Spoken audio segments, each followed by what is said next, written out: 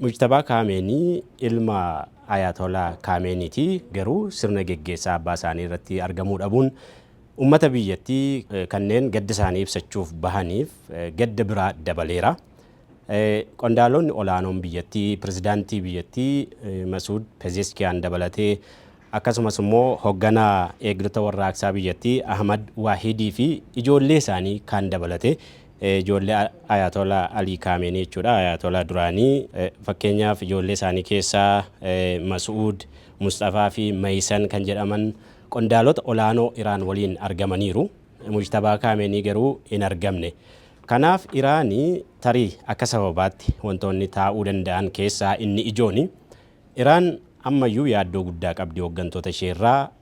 Kanaan dura haleellaa Israa'eliif Ameerikaatiin kan ajjeefaman hoogganaa olaanaa biyyattii kan amma sirni geggeessaa taasifamaa fi jiru Ayatollah duraanii Ali Kaamenii dabalatee jechuudha.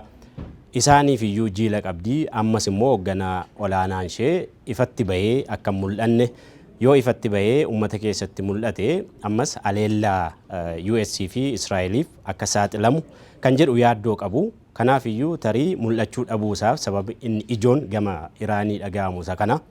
Haa ta'u malee gama biraatiin immoo miidiyaalee gabaas miidiyaalee garaagaraa mul'isaa akka turetti jechuudha.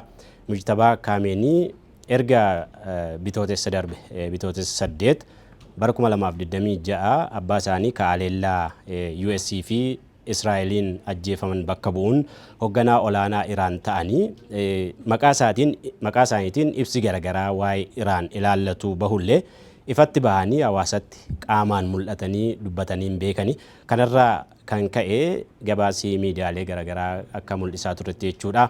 Yeroo haleellaan raawwate sana haleellaan US fi Israa'el Iraan irratti raawwate aangawoota olaanoo akka galaafataman sababa ta'e sana rukutamuu akka noollee sababa sanaanis qaamni isaa miidhamee hawaasatti bahuu akka hin dandeenye gabaasamaa ture. Tarii sababinni tokko kanas ta'uu danda'a jechuudha. Kan Iraan dhiyeessitu yaaddoo haleellaa Israa'elii fi US miidiyaaleen immoo kan gabaasaa turan Mujtabaa Kaamenii yeroo haleellaan raawwate sana miidhamee hawaasatti bahuu akka hin dandeenyedha. Ammoo sirna geggeessaa kanaan wal qabatee pirezidaantiin Ameerikaa Doonaald Tiraamp kaleessa yaada kennee ture. Miidiyaa biyyattii Axios jedhamu irratti akka yaada kennetti waa'ee sirna geggeessaa kana dubbateera. Yaadota wal falmisiisoo dubbate. Jalqaba irratti sirna geggeessaa kanaaf jedhanii biyyoonni lameen marii geggeessaa turan. Waliigaltee wal hubannoo irra erga ga'anii booda mari'atanii waraana dhaabuudhaaf kan isaanitti jiranii. Marii sana sirna geggeessaa kanaaf sagantaa kanaaf jedhanii torbee tokkoof adda akka kutanidha kan isaan walii galanii. Mariin kunis erga adda citee booda Tiraamp garuu ittaansee yaadinni kenne yaada dhaadannoo masaa kanaan duraa kan fakkaatudha. Aangawoonni Iraan sirna geggeessaa kanaaf haala kanaan walitti qabamaniiru. Isa kan akka carraatti fayyadamuudhaan Washington dhukaasa tokkoon hunda isaanii fixuu dandeessii yaada jedhu dubbate. Yaadi kun haala amma jiruun waliigaltee amma jiruun yaada kennamuu hin qabneedha. Yaaduma isaayyuu kan faallessuudha. Ammoo haleellaan raawwannu sababi isaa yoo haleellaa raawwanne nama waliin mari'annu iyyuu dhabna. Kanaaf jecha haleellaan raawwannu yaada jedhu akka kenne miidiyaan Axios jedhamu gabaaseera. Inumaa miira lammiilee Iraan irraa argamu irrattis yaada wayita kennu. Hawaasi Iraan yookiin ummati Iraan haala kanaan ba'ee hoogganaa olaanaa duraanii Ayatollah Ali Kaameniif akkas gaddadhee yaadeen beeku waan isaan jibban natti fakkaataa ture jedhee waan ummata Iraan irraa mul'ate gadda irraa mul'ate haala ummatitti bahee gadda isaa ibse kana irratti yaada kenne. Tiraamp akka raajeffate akka isa ajaa'ibe wanti miirri ummata Iraan irraa mul'ate akka isa ajaa'ibe dubbate akka miidiyaan kun gabaasate jechuudha.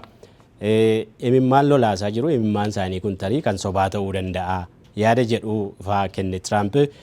Garuu ummata Iraan gadda isaanii ibsachuuf ba'an jimaata darbe irraati sirni kun kan eegale.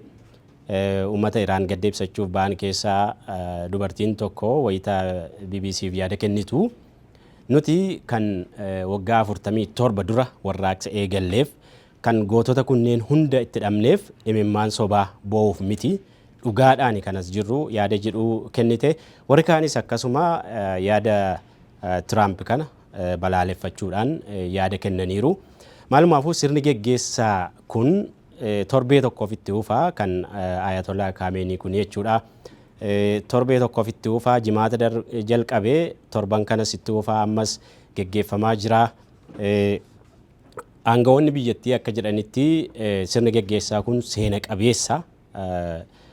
Sirni akkasii kanaan dura ta'een beeku sirna geggeessaa seena qabeessa ta'e jedhanii keessayyuu baay'inni uummataa sirna geggeessaa kanarratti bahee uummata amma miliyoona 20 ta'u akka ta'ee fi sirni kun baay'ee ajaa'iba akka ta'e ibsanii hoogganaa olaanaan duraanii Iraan kun ka haleellaa Israa'eliif Ameerikaatiin boqotan naannoo waggaa 37tti siquu fi biyyattii bulchaniiru bara 1989 erga hoogganaa olaanaa ta'anii haleellaa guraandhala darbee guraandhala 28 US fi Israa'el wal ta'uun Iraan irratti raawwatanii kan isaan lubbuun isaanii darbe. Kanaaf hoogganaa waggaa dheeraaf biyyattii bulcheedha, hoogganaa mallattoo biyyattii ta'edha.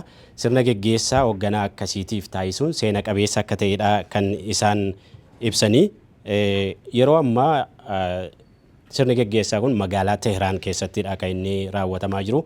Magaalota biyyattii garaagaraa akkasumas immoo biyya ollaa Iraaq keessattis sirni geggeessaa kun ni taasifama hanga guyyaan awwaalchaa xumuraa geggeeffamutti jechuudha. Yeroo ammaa reeffi Alii Khamenei bakka ture masgiida guddichaa fi iddoo amantii itti barsiifamuu iddoo qulqullicha jedhamu Grand Mosalla bakka jedhamu keessa ture achii baafamee akka sagantaatti guyyaa har'aa wiixataa har'aa jechuudha magaalaa Teheraan keessatti ni agarsiifama. Reeffi kan isaaniis kan maatiiwwan isaanii dabalatee jechuudha ni agarsiifama uummatni ni ilaala. Isa booda kibxata borii gara bakka Qom jedhamutti geeffamee achittis sirni geggeessaa ni taasifama. Isa booda immoo roobii gara biyya ollaa bakka qulqulluu fi iddoo amantii Iraaq keessatti argamutti geeffamee reeffi ni agarsiifama. Sirni geggeessaa ni taasifama. San booda dhumarratti guyyaa kamisaa gara iddoo dhalootaa Alii Khamenei bakka kaaba baha Iraanitti argamtu magaalaa Mashhad jedhamtu keessatti deebi'uudhaan reeffi ni awwaalamaa jechuudha. Sirni geggeessaa Alii Khamenei Ayatollah Alii Khamenei hoogganaa olaanaa duraanii Iraan haala kanaan raawwata jechuudha. Awwaalchin dhumaa kamisadha kan inni raawwatamu. Iddoo kanatti waan mudatu ammoo hordofnee simbiraan geenya galatooma.